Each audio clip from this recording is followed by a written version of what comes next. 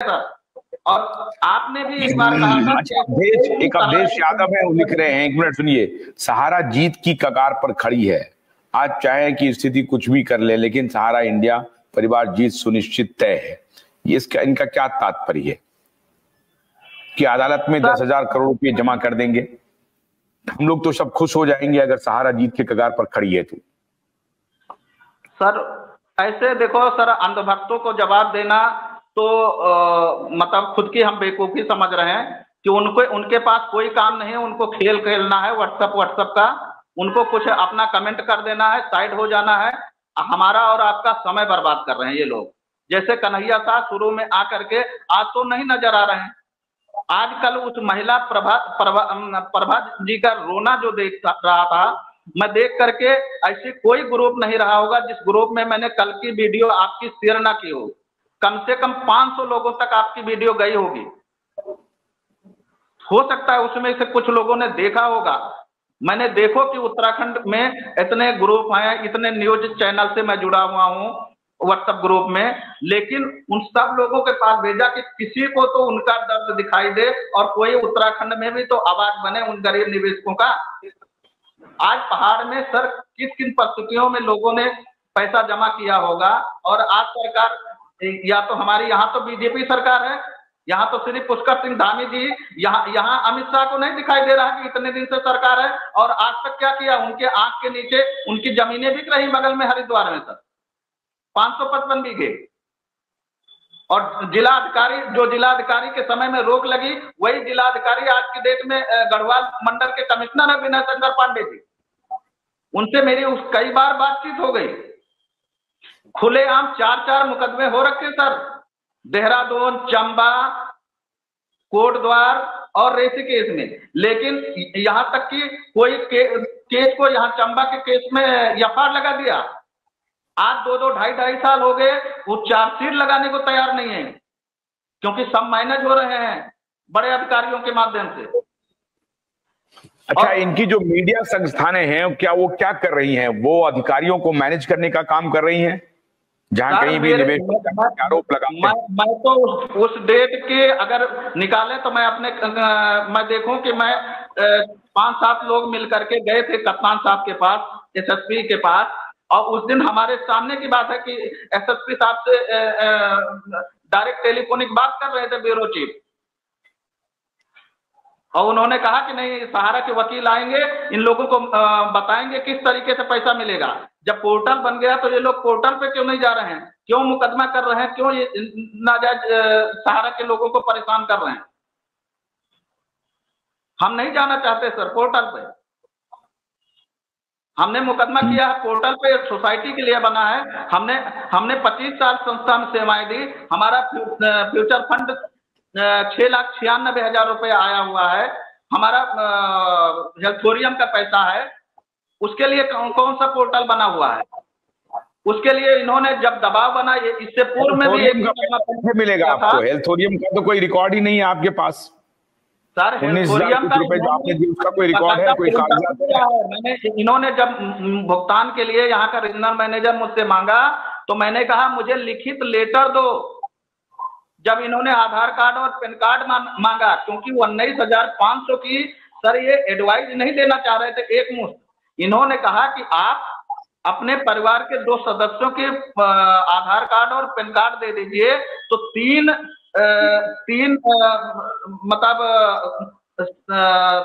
Divide 3 लोगों में divide होके 19,500 रुपए, लगभग 23,000 के आसपास आएगा। तो मैंने कहा तुम्हें मैं आईडी और आधार कार्ड पैन कार्ड नहीं दूंगा। तो मैंने कहा या तो लिखित दो, तो लिखित लेटर तक है सर रीजनल मैनेजर का। एक रीजनल मैनेजर मैनेजमेंट का आदमी होता है, कैसे नहीं है प्रूफ?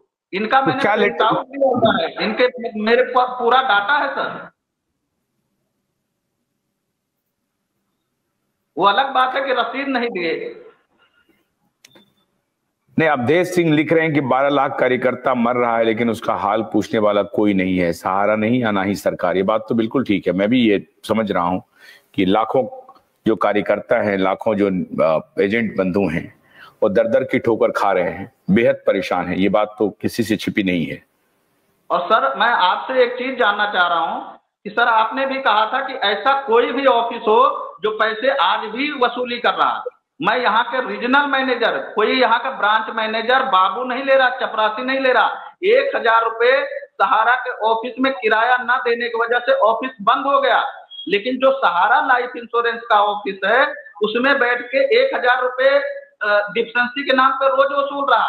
इसके खिलाफ मैंने तो मुकदमा पंजीकृत किया है इसी थाने में, लेकिन थाना इंचार्ज सुनने को तैयार नहीं, कप्तान सुनने को तैयार नहीं है, आईजी सुनने को नहीं तैयार है, तो आदमी जाए तो कहाँ जाए? जब मुकदमा पंजीकृत होने के बाद भी इनको सूचना दे रहे हैं, आईओ सुनने को तैयार नहीं। तो बताओ कि किस तरीके से इनके भ्रष्टाचार को, इनके जो ठगी कर रहे हैं, कैसे रोका जाए? आपने भी सर कहा था कि ऐसे कोई जगह है हमें सूचना दीजिए, हम ऐसे लोगों के खिलाफ जो है पुलिस में बात करेंगे। लेकिन हर किसी का प्रयास सर असफल हो जा रहा है। किस तरीके से ये मैनेज कर रहे हैं कि धन से मैनेज कर रहे हैं कि इनकी दादागिरी इतनी बड़ी हो गई है कि इनकी दादागिरी से शासन प्रशासन डर गया है कि इनके खिलाफ जाने को तैयार नहीं है। क्या कारण है मैं भी नहीं समझ पा रहा हूं कि सहारा के खिलाफ कोई भी प्रशासन आगे आने को तैयार ही नहीं है। वो तो हमारे पूर्व जो जिलाधिकारी थी सोनिका में, उनके आदेश से एक मुकदमा पंजीकृत हुआ, इन्होंने तो मुकदमा तक पंजीकृत नहीं किया पुलिस ने। ये तो जिलाधिकारी के आदेश से सर मुकदमा पंजीकृत हुआ है, देहरादून में जो मुकदमा पंजीकृत हुआ। तो ऐसे आरएम के खिलाफ कौन सी कार्रवाई किया जाए कि जो आज तक लोगों का धन डूबा है, लेकिन धन निकालने के नाम पे जो हजार रुपए ले रहा, इसको कैसे रोका जाए? या इन मुकदमों के जो एफआईआर हो रखे इस पे चार्जशीट कैसे लगे, कहाँ जाएं? अब वही बातें हो रही है कि नागेश्वर कुशवाहा जी से बात हुई, उनको मैंने सब कुछ भेजा है अभी, और उन्होंने मैं उनका भी धन्यवाद करूंगा कि उन्होंने अपने एनजीओ के तहत हमें राष्ट्रीय कार्यकारिणी में लिया और मुझे उत्तराखंड का प्रभारी बनाया।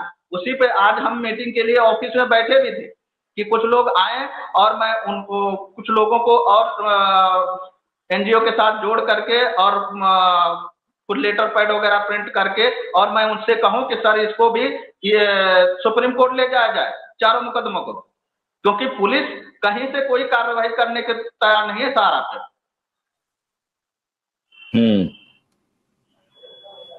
मैं तो आपको सर मुकदमा संख्या बता दे रहा हूं कि 0394/22 19 अक्टूबर 2022 को मुकदमा पंजीकृत हुआ, थाना नेहरू कॉलोनी में दर्ज हुआ। कोई कह दे कि और थाना नेहरू कॉलोनी के अंतर्गत आता है रीजन कार्यालय, जहां पे सहारा लाइफ इंश्योरेंस के ऑफिस में बैठ करके ये वसूली का काम कर रहा, ठगी कर रहा, इसको कोई रोकने वाला नहीं। अबू जाफर आवाज आ रही है आपको? अबू जाफर जी सर, नमस्कार सभी लोगों को। नमस्कार, कहाँ से बोल रहे हैं आप? दरभंगा से बोल रहे हैं सर। दरभंगा से? किस चीज की दुकान है आपकी? दुकान पे बैठे हैं आप? जी दुकान पर बैठे हैं, काम हम लोगों का बंद है तो फिलहाल दुकान कर रहे हैं सर। ये बैग का दुकान है और कुछ जनरल आइटम रखते हैं इसमें। किस चीज का दुकान है? बैग का दुकान है। अच्छा, बैग का दुकान है। अच्छा, जनरल आइटम्स भी रखते हैं। अच्छा, जी। आपका कितना पैसा इन्वेस्ट से बिलोंग कर, इसकी वजह से सब कुछ रखना पड़ता है। आपका कितना पैसा इसमें इन्वेस्ट है? सर हम ऑलरेडी वर्कर भी है और जो भी वर्कर है वो इन्वेस्टर भी है। मेरा करीब 12 से 14 लाख रुपया इन्वेस्ट है सर। आपका पर्सनल? जी मेरा पर्सनल, और हमारे द्वारा जमा किया हुआ करीब 5 करोड़ के आसपास होगा। 5 करोड़ जी, जो पार्टी का हमारे थ्रू किया गया। तो जो निवेशक हैं, आपने जिनका पैसा निवेश कराया है, वो किस प्रकार के लोग हैं? क्या बिजनेस करते हैं, सर्विस क्लास के लोग हैं? जी डेली कमाई? इसमें जो है सर, इसमें कुछ लोग जॉब होल्डर भी हैं, कुछ लोग जो है तो बहुत छोटे दुकानदार हैं, कुछ मीडियम, मतलब गांव ग्राम में हर तरह के मतलब दुकानदार होते हैं, सब लोग इनमें जुड़े हुए हैं। सब लोगों का पैसा है। सब लोगों का पैसा है। तो आपके इलाके में कुछ पैसे लौट के आ रहे हैं? 10,000, पहले तो वो 50,000? हाँ जी जी जी, पहले वो 10,000 वाला कुछ लोगों को आया था। अभी 1 से 1.5 महीना के अंदर में कुछ लोगों को 50,000 का अमाउंट जो अलाउ हुआ है वो कुछ लोगों को मिल रहा है। कुछ लोगों को मिल रहा है 50,000 का अमाउंट। अच्छा जी जी। तो आपके जो निवेशक हैं, जो 5 करोड़ आपने निवेश करवाया है, उनमें से किसी को आया पैसा? मेरे पर्सनल निवेशक में 2 आदमी का आया है। एक आदमी का 32,200 रुपया और एक आदमी का 9416 रुपया, बस जो उनका मूलधन था। अच्छा, जो मूलधन था ये उन्होंने 32,000 रुपए कब जमा किए थे और कितने दिन के बाद ये आ गया? ये 2018 में उनका जमा हुआ था और अभी पिछले महीने आया, नवंबर में 16-17 तारीख। अच्छा, तो जो पैसे 2010 में, 8 में, 12 में जमा हुए थे वो सारे पैसे लोगों के आ गए?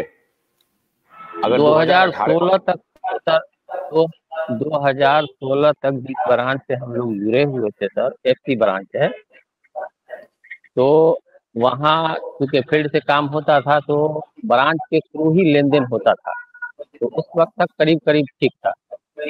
और दरभंगा जिला में हम लोग का मिथिलांचल रीजन में ब्रांच पड़ता था, तो यहाँ का मेरे ब्रांच का कलेक्शन ठीक था। तो कलेक्शन ठीक था तो पेमेंट में दिक्कत नहीं हो रही थी। बाद में वो लॉकडाउन के टाइम से ज्यादा परेशानी थी। अच्छा, कलेक्शन ठीक था तो दिक्कत नहीं हो रही थी। मान लीजिए हम ये समझना चाहते हैं कि मान लीजिए कि 100 लोगों का आपको पैसे की देनदारी है, फिर नए 100 लोग आ जाते हैं, तो वो नए 100 लोग का पैसा पुराने 100 लोग को दे देते हैं। फिर जो पुराने 100 लोग आए फिर एक नए 100 लोग को पकड़ते हैं, फिर नए 100 लोग का फिर उस पुराने 100 लोग को दे देते हैं, और फिर 100 लोग का पैसा फिर अगले 100 लोग को दे देते हैं। तो ये साइकिल तो चलिए समझ में आती है, लेकिन जो पहला पैसा जो कंपनी के पास गई वो पैसा कैसे लौटता है? उस पैसे के लौटने की कोई संभावना नहीं है क्या, या ये रोटेट हो रहा है? मान लीजिए कि आपने 100 लोगों का निवेश करवाया और 100 लोगों की मैच्योरिटी 2 साल के बाद पूरी हो रही है, तो आपको कहा जा रहा है कि भाई 100 लोगों की मैच्योरिटी जो है वो 2,000 रुपया है। अब ये 2,000 रुपया कंपनी नहीं दे रही है, आप ही को कहा जा रहा है कि 2,000 रुपया कोई नया क्लाइंट से लेके आओ और वो पैसा कंपनी में नहीं जमा होगी, वो पैसा हम आपके पुराने क्लाइंट को दे देंगे और फिर जो नया क्लाइंट है उसके लिए 2 साल का हमको कुशन मिल जाएगा।